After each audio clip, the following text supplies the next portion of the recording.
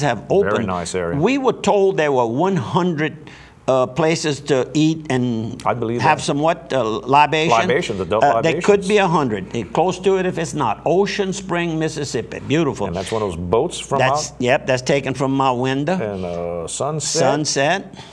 And another shot of it. And another shot. And I tell you what, kick off the pictures for a second, Mark, because what I got to do, I got to go back to the front and do this. And this picture, go back to the pictures. What about the census count? You and I went to the cathedral for Mass. Went to Mass. You went Saturday afternoon, I went Sunday morning. And that's the main central window of the crucifixion right over the main altar. And when you zoom in, you see it was put up in memory of Lazaro Lopez Sr., Jim Lopez's great-grandfather, who was very active in the community, in the church parish. He was one of the people on the committee to build this particular church at the cathedral. And they donated, the family donated those 5 stained glass windows in the back end. Exactly. You can There's see now right 65 stained glasses in that one little church. It's beautiful. And it's the Cathedral of the Nativity of the Blessed Virgin Mary there in Biloxi. And you can see even Jim's grandfather's name on the on the head, not headstone. What's the word I'm looking for?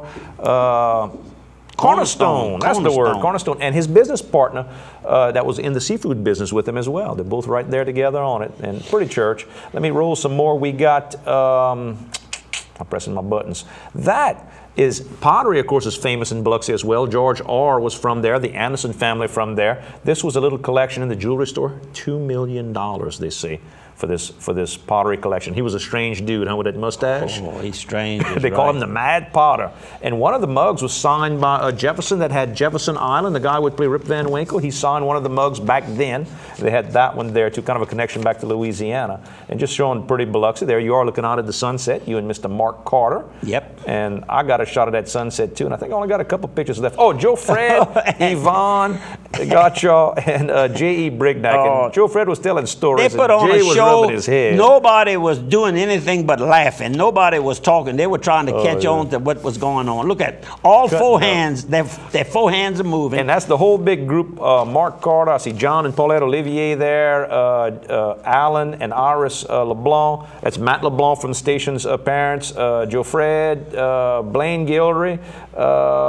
Blaine in there? Blaine Gildery, yeah. Okay, Jimmy Gotcho and his wife. His other part of Kathleen, the group is all gone. Jim Lopez and Babs and Julie Link and David Link and the whole crew. And you see J.E. and my wife Sabrina both waving money because they both won some of the pools there. That's right. I forgot about that. You know that. That's all my photos. Welcome back, I want to tell you all how confident he was. He meaning my sidekick here, Andrew. We each put up $20, 10 of us, so it was a $200 pool. Sure. And I put it kind of where everybody could see it. Well, he didn't want anybody to walk off with it, so he put it in his pocket. And it just so happened that he had the number that was added. You add up the numbers. I held the numbers, I held the money. And you held the money and kept the money. Let me tell you. I don't know it. I still want to do a little research on that, little investigation. Bobby Dupre didn't harm me because I was dumb. Bobby Dupre harmed me because I was smart. I made sure I had everything in my hands. I made sure it worked out correctly. Nobody can leave with the money. It worked out correctly. But the winner. What about the census count? Yes, sir. Our numbers are down in St. Landry. Can you imagine? A lot down. Yeah, almost 5% down, and it's 4,700 people less. I thought we had actually grown. I wonder where that loss occurred. Well, what I believe is that either the last numbers were wrong or these numbers are wrong. Because I don't believe that we had 5,000 people leave this parish. No. You're going to tell me 2 towns the size of Port Barry left? I mean, look around you. All you'd have would be empty homes, and what you got instead, you got the opposite. You got a hard time finding a rental property. I can tell you right now. How are you going to get in a building? You know, it doesn't make sense. You'd have to have thousands of empty homes if this was the case. So either the last numbers were inflated, or these numbers were undercounted. One or the other. Jefferson Parish, next to Orleans Parish, is the #1. That's the largest now. No. Or is it East Baton Rouge? East Baton Rouge. Baton Rouge is the largest. Jefferson Parish is the 2nd largest, and then Orleans is the 3rd largest. And in 2000, Orleans was the largest by a sizable number. They've lost over 125,000, I think, is roughly. Baton Rouge is unbelievable, the growth there. I mean, it's really unbelievable. And of course, Lafayette had a nice growth, and most of it is in the outside areas, Youngsville, Broussard, Scott, Dusson. You can't just look at the city names anymore. When you're looking at Karen, growing, you have to look at the Upper whole parish. Lafayette. It really, and what this, I guess what I'm alluding to, boy, that's a big word for a boy from Plaisance, Louisiana. I think so. What I'm alluding to is the fact that this is going to affect us statewide. It's going to affect us. We're going to lose one of our congressional seats.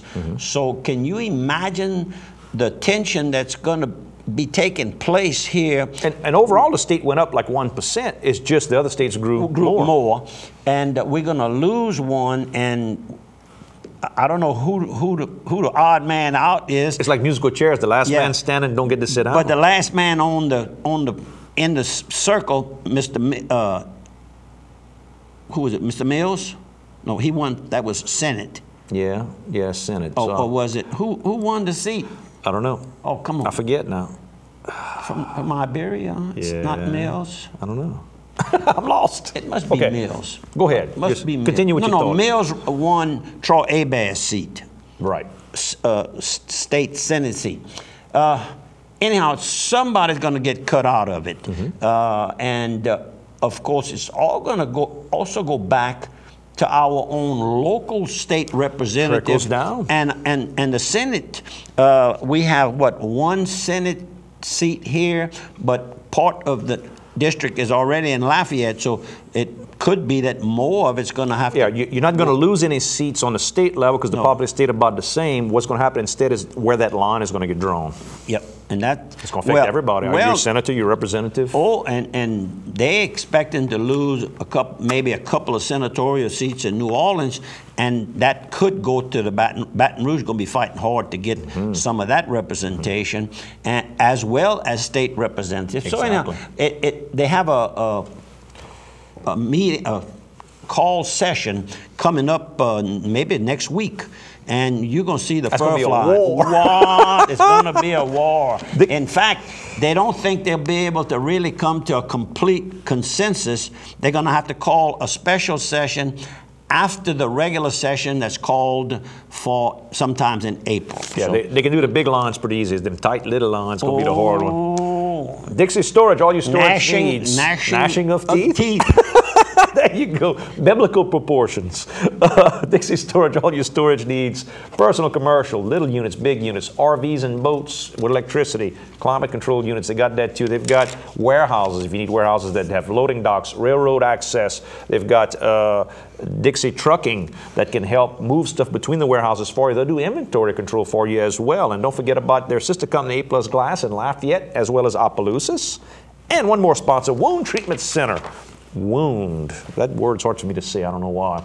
Wounds. If you got any type of cuts that don't heal very well, maybe you've got some skin abrasions that aren't healing for you, maybe you had surgery, diabetic type issues, just old issues when that skin gets a little bit thinner, when you've got something that just doesn't want to quite heal for you. Wound Treatment Center can help you. They've got the hyperbaric chambers that can help treat you. They also do some of the synthetic skins as well. Can do all that for you right there at Opelousas General Health System. The director of that firm, Dr. Carrie Thibodeau, is also one of those that does a lot for our local communities. So keep that in mind when you need those type of services. And what did you think about the game? We didn't even talk. We had so many good things to talk about. We didn't talk about the Super Bowl game. The big game, Super Bowl. You like the final score. I know that. The final score was perfect. Just the last minute of the game, it worked out just right. Yeah, I mean, you know, I'm a Cowboys fan. So I'm not crazy about Green Bay or Pittsburgh. That's kind of been rivals over the years. You know, years ago, Green Bay with Vince Lombardi, and then later with the Steelers of Terry Bradshaw. So I'm not crazy about either team, but I like you know, the players. I like the people. Two good teams. Two good teams with a lot of history. Who doesn't want that? If they'd play again in 2 or 3 Sundays, rest up their bodies, who knows who'd win? Who knows who'd win? Yeah, there's no cinch. Very well matched. The little young quarterback for Green Bay did well. Our backup, the backup there is our old quarterback who won the national championship, Matt Flynn with LSU. So he's now got a Super Bowl ring. He's got a national championship college ring. His wife is the former Miss Louisiana. He got all that ended check and didn't have to get a single bruise because he never had to come off the bench. His life, it's okay. It's okay. Now, we're going to talk about something that's serious to the Saints football fans. Ooh, yes. Sean Payton buying a home, and I imagine the family's already moved into that home when they broke the news in Dallas. In Dallas, Texas, and he's not leaving the Saints. Well, I don't know. It's sure. You think that possibly Jerry Jones, the owner of the Cowboys, might have just happened to locate this house, or maybe it's his home that he's going to let him use? All I know is that a coach at any level leans on the community to help him get a home. It don't matter if it's a high school coach, a college coach, or a professional coach. So you know it's his connection because he worked at Dallas, he worked for the Cowboys, worked for Jerry Jones. That's right. So he's got connections there.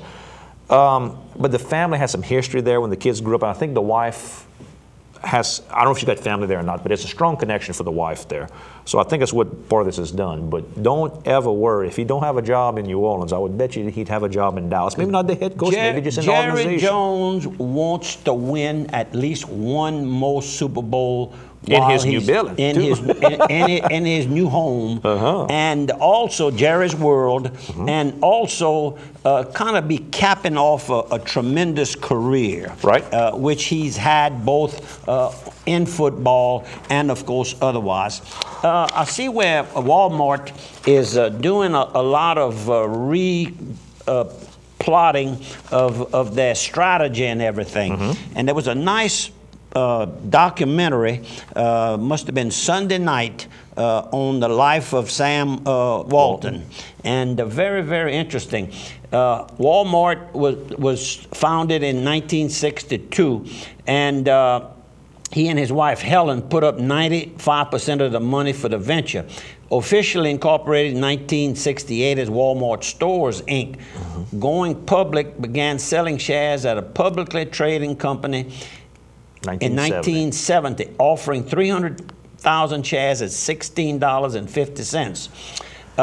Right now, if you had bought one share of stock when it was offered at $16.50, it would be worth around $158,527. Not too bad. Jim Lopez told me that while we were visiting on Saturday, riding around, and I mentioned, well, we went to the only place we could get a Subway to make us some sandwiches that we had for the party Sunday was inside the Walmart store. Was one that was inside the Walmart store.